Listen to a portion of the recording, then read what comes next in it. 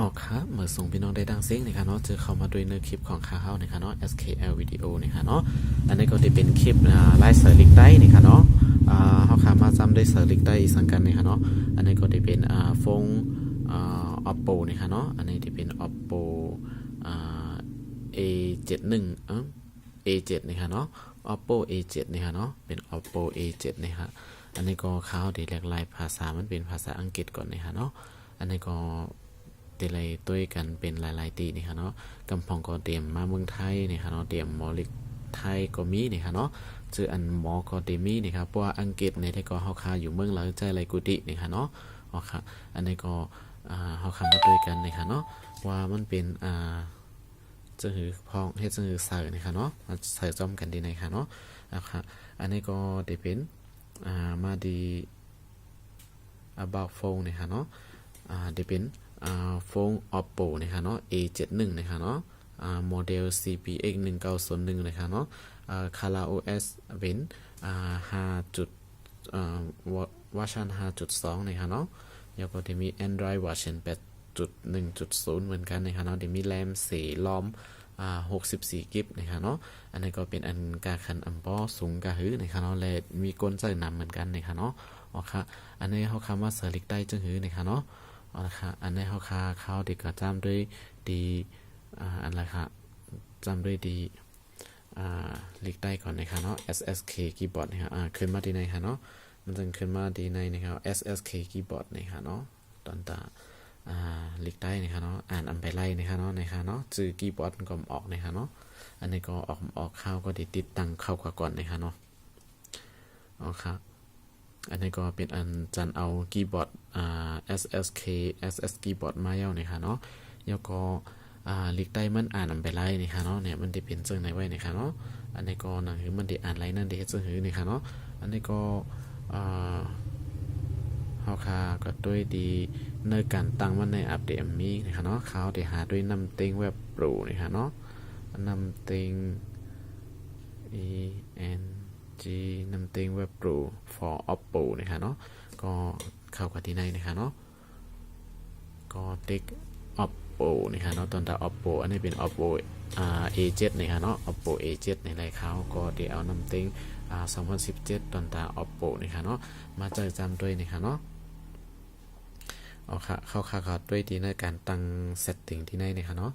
จ่องมันได้มีที่อันเข้าค่าเปลี่ยนลิกใต้เท่าไรนะคะเนาะ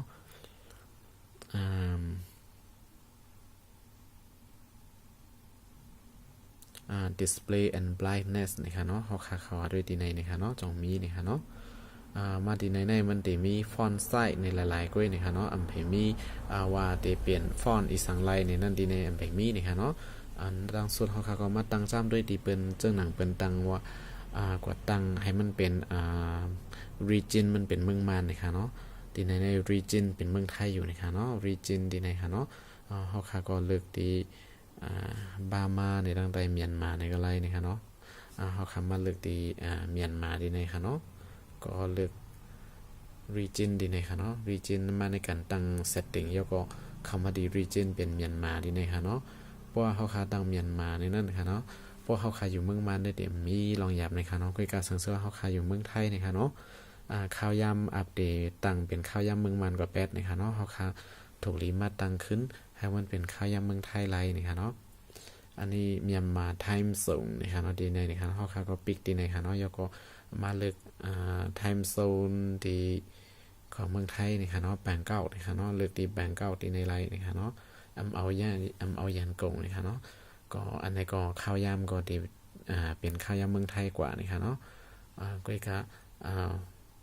region ดีดังเหนือนั่นตึกเป็นเมียนมาอยู่นะคะเนาะที่ region ดีไหนคะเนาะอ๋อค่ะอันนี้ก็พวกเขาตั้งจังไหนเอาเนี่ยเขาก็ขึ้นเข้ากับด้วยดีในdisplay and brightness แทงกำหนึ่งนะคะเนาะดีในก็อันไปมีนะคะเนาะตอนต่างได้เปลี่ยนเล็กได้เท่าไรนะคะเนาะอันนี้ก็เขาได้เข้ากระจำด้วยดีเว็บไซต์เจ้าใต้หนุ่มนะคะเนาะดีเข้ากำพองก็ได้ฮู้กันนะคะเนาะว่าเปลี่ยนดีโหลดเล็กได้อะไรดังนั้นนะคะเนาะ นะคะไดหนุ่ม .com นะคะเนาะเจ้าไดหนุ่มราคาเฮ็ดไว้นะคะเนาะอันนี้ก็ค่าเฮาได้จ่าย Google Chrome เสียเข้ากว่านะคะเนาะอันนี้ก็ no thanks อันนี้เข้ามาดีเว็บไซต์ของเจ้าไดหนุ่มนะคะเนาะเฮาค่ะก็ลงกว่าตั้งเตอในจำด้วยนะคะเนาะดีเจ้าไดหนุ่มเขาเอาคืนไว้นะคะเนาะ Huawei Oppo นะคะเนาะอันนี้ก็ดิเป็นที่ในฟอนต์ใต้ตาโฟน Oppo Vivo อันนี้จองมันเจออะไรนะคะเนาะอย่าว่าเจออะไรเหมือนกันนะคะก็จำด้วยนะคะเนาะอันนี้ค่ะ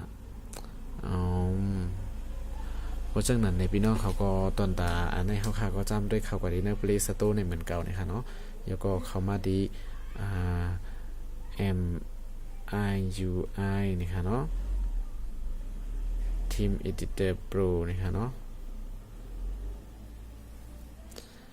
ก็มาเอาดี MIUM Custom Font Installer นะคะเนาะเอาอันนี้จำด้วยนะคะเนาะตัว A นะคะเนาะเฮาค่ะอันนี้ก็จะจำด้วยตอนตา Oppo นะคะเนาะจองไล่นะคะเนาะอันนี้อำดูกว่าโหลดฟอนต์ดีเลยนะคะเนาะอันนี้ก็โหลดเอาในจันเอาใน Play Store นะคะเนาะพวกเฮาค่ะจันมาเย้านะคะเฮาค่ะก็ Open ดีนะคะเนาะเด็กดี allow นะคะเนาะก็มาดีในเหมือนเก่านะคะเนาะโลเกอร์ที่โลเกอร์เนี่ยไปมีฟอนต์2-4อันนะคะเนาะโลเกอร์ฟอนต์เนี่ยมีนะคะเนาะดีในโฟนเฮาค่ะก็ไปเลยก็จันมานะคะเนาะอันนี้ก็เขาก็ดีติ๊กเขาก็ดี3 เม็ด3 ขีดตั้งเนื้อในนะคะเนาะเขามาดีในนะคะเนาะมันจะมีว่าชั่นนะคะเนาะเขาค่ะก็ติ๊กเขาก็ดีชั่นดีปะโอดีเมียนมาอันเจ้าในก็สังเกตว่าคาเลลิกมาเนี่ยก็เอาดีเมียนมานะคะเนาะสังเกตว่าเป็นต้นตาเจ้าปะโอเนี่ยก็เอาลิกปะโอในซ้ำด้วยนะคะเนาะแล้วก็อันนี้เขาดีเลือกดีว่าชั่นนะคะเนาะเสริลิกใต้นะคะเนาะอันนี้ก็เดมีปลาโซจิใต้เหมือนกันนะคะเนาะแล้วก็ยุ่งเขียวนะคะเนาะอาวายูนิโคดนะคะน้ำเต้งเนี่ยอันนี้เขาก็ได้จำด้วยดียุ่งเขียวนะคะเนาะเด็กจำด้วยฟอนต์อันนี้นะคะเนาะอันนี้จะมีโจทย์ยาอีกนึงนะคะเนาะแอปนี่นะคะเนาะยันเปว่ามันเป็นแอปฟรีนะคะเนาะเขาก็เต็กปิกตั้งเหนือนะคะเนาะแล้วก็ดีในจะมีดาวน์โหลดนะคะเนาะเขาก็จันเอาฟอนต์ดีในนะคะอันนี้ก็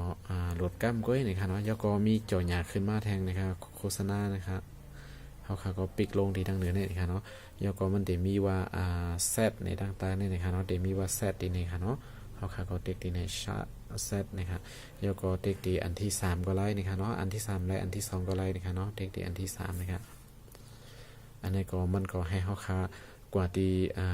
ทีมแมเนเจอร์นะครับเนาะเขาก็เต็กดีโอเคนะครับเนาะก็บ่เป็นจังไหนเอานะเขาก็เข้ากว่าหาด้วยดีเป็นทีมนะคะเนาะทีมตอนตาทีมสโตร์นะคะเนาะจำด้วยดีไหนกันนะคะเนาะทีมสโตร์นะฮะอันนี้เป็นOppo A7 นะคะเนาะเขาก็ดีไหนก็มาเต็กปันทีโอเคนะคะเนาะแล้วก็ลองเปิดให้ไหนคะเนาะพอมาถึงดีแล้วนะครับพี่น้องเขาก็เข้ามาดีตั้งแต่ในที่มีว่ามีนะคะเนาะอันนี้จะเป็นทีมอันนี้จะเป็นทีมแล้วก็มีดีว่ามีดีในค่ะเนาะ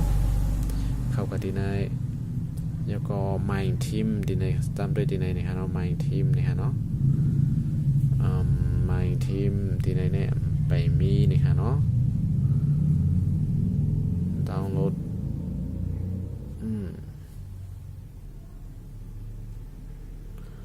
ค่ะ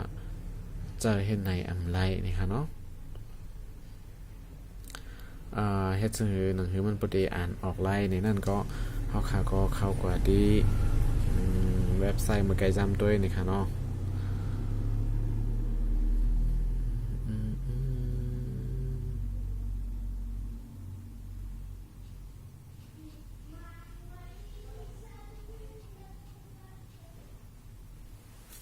อันนี้เป็นโฟน Oppo A71 นะคะเนาะA7 ในหลายๆก็นี่ค่ะเนาะมันจะ71นะคะเนาะ Oppo A7 นะคะเนาะอันนั้นก็พี่น้องเขากว่าตั้งแต่สุดๆนะคะเนาะจันเอาดี Oppo นะคะเนาะนำติ้งฟอนต์for Oppo นะคะเนาะ Oppo A3 F9 F7 ใน A7 นะคะเนาะ Oppo A7 นะครับเนาะเด็กดีในนะครับเนาะอันนี้ก็มาดีในนะครับเนาะก็เด็กดีนำเต็งเว็บโปร iPhone นะครับเนาะก็เด็กดีในครับแล้วก็เรานะครับเนาะแล้วก็ดีในก็เด็กดาวน์โหลดนะครับเนาะโปรดาวน์โหลดเสร็จแล้วโอเคนะครับก็เด็กโอเคบันดีในนะครับแล้วก็ Open เปิดดีในครับเนาะเปิดกำเร็วนะครับเนาะดีมาดี setting ดีแน่ๆเขาขาดได้เลยเปิดปันให้มันตั้งไรแอปดีฮู้จักดีมานะครับเนาะ setting แล้วก็มาเปิดปันดีในกำหนึ่งนะครับเนาะแล้วก็ขึ้นถอยหลังมานะครับวนหลังมานะครับเนาะคนหลังมาเสแล้วก็มาถึงดีในนะครับเนาะเขาเต็กปันดี install ในดังใต้นะครับเนาะอันในแอปมันก็ติดตั้งเข้าเครื่องกว่าเย้านะครับแล้วก็เขาเต็กดีว่าด้านนะครับเนาะเย้าโตนะครับเนาะโปรเข้ามาดีในแล้วในพี่น้องเขาก็เข้ากว่าดีในการตั้งเซตติ้งเหมือนเก่านะครับเนาะแล้วก็มาดี display and brightness ดีในนะครับเนาะก็เข้ามาดีในครับอันในมันติมีsupport Thai character นะครับเนาะเพราะว่าเขากว่าตั้งมันจะค่าเขาตั้งข้าวยามมันเหมือนกัน region นะครับเนาะดี setting แล้วก็กว่าดีregion and language ดีนั่นนะครับเนาะก็เลือกดีนั้นให้มันเป็นโซน region ของเมียนมานะครับเนาะแล้วก็ก็โหลดเอานำเต็งเว็บโปร Oppo ในดีในเว็บไซต์เจ้าได้หนุ่มนะคะเนาะข้าเขาได้เอาลิงก์มันมาไว้ปันดีใต้คลิปของข้าเขาในป้านะคะเนาะจันเอาใต้คลิปไลน์นะคะเนาะอ๋อค่ะเขาก็ได้เลยมาเปิดที่ว่า support ใต้ character นะคะเนาะดีในค่ะเนาะพี่น้องเขาก็เด็กดีในปันให้มันเขียวจังไหนนะคะเนาะพอมันเขียวจังไหนพี่น้องเขาก็กว่าอ่านดิกได้แล้วนะคะเนาะอ๋อค่ะอันนี้ก็น่าให้กล้วยนะคะเนาะมาเปิดที่ในบันนะคะเนาะแล้วก็ออกกว่านะคะเนาะแล้วก็มาโดยหลีกใต้เข้าข้างในนะคะเนาะเนี่ยจือคีย์บอร์ดมันคีย์บอร์ดใต้เนี่ยออกแล้วนะคะเนาะก็เข้ามาตัดดีเต็มคีย์บอร์ดนั่นนะคะเนาะพี่น้องเขาอันใบมีคีย์บอร์ดนะพี่น้องเขาว่าดีคีย์บอร์ดใต้ที่ในนะคะเนาะแล้วก็มาเปิดบันตั้งเลยในนะคะเนาะอันไปเปิดตั้งเลยนะคะเนาะเปิดอันในก่อนนะคะเนาะเปิดอันตั้งใต้ในก่อนนะคะเนาะ enable keyboard นะคะเนาะ ss keyboard นะคะเนาะแล้วก็ติ๊กเป็น use นะคะเนาะมันก็ได้เขียวไว้จังไหนนะคะเนาะแล้วก็ขึ้นหนหลังกว่าแทงก้ามนะคะเนาะแล้วก็ได้มีว่า choose keyboard นะคะเนาะเลือกใจนะคะเนาะที่ในเฮาค่ะก็เลือกเอาที่เป็น ss keyboard นะคะเนาะติ๊กที่ในให้มันเขียวนะคะเนาะเลือกอันไหนนะคะแล้วก็มาดังเหนือสุดๆในนะคะเนาะเลือกที่ในนะคะแล้วก็ปิกอันดังเหนือสุดๆนะคะเนาะแล้วก็มาเปิดปันหลีกเดียนเฮาค่ะรู้ใจนั่นนะคะเนาะมาเอาหลีกไทยหลีกใต้ยูนิโคดนะคะเนาะแล้วก็หลีกใต้โซจีใต้ก็มีนะคะเนาะแล้วก็จะมีดิกมานป้านะคะเนาะแล้วก็ใต้เมานะคะเนาะอ๋อค่ะพวกเป็นจังไหนในเฮาค่ะก็แต้มจำด้วยไลน์นะคะเนาะเข้าก่อนที่ใน YouTube นะคะเนาะแล้วก็มาตีในนะคะเนาะก็แต้มจำด้วยนะคะเนาะอันนี้ค่ะหลีกใต้เฮาค่ะออกนะคะเนาะแต้มใจนะคะเนาะค่ะอันนี้ก็เดี๋ยวมีออกมามดๆนะคะเนาะใจเนี่ยก็เดี๋ยวมีใจดังน้ำดังลายนะคะอ่านลิกได้ไรกูโตนะคะเนาะมีตัวพิษเบิ้งนะคะเนาะเจอไรรีอยู่นะคะเนาะค่ะอันนี้ก็ลายเสือนะคะเนาะง่ายๆกุ้ยนะคะเนาะเขาจำด้วยอันตั้งน้านั่นไรก็เข้ากันโหลดที่เว็บไซต์เจ้าได้หนุ่มนะคะเนาะที่เป็นOppo นะคะเนาะอำนั้นค่ะเฮาได้เอาลิงก์มันมาไว้ปันเตอร์คลิปแทงกำหนึ่งนะคะเนาะโดยเตอร์คลิปไลน์นะคะเนาะอ๋อค่ะแล้วก็จันเอาฟอนต์เสแล้วก็อย่าลืมมาตั้งดี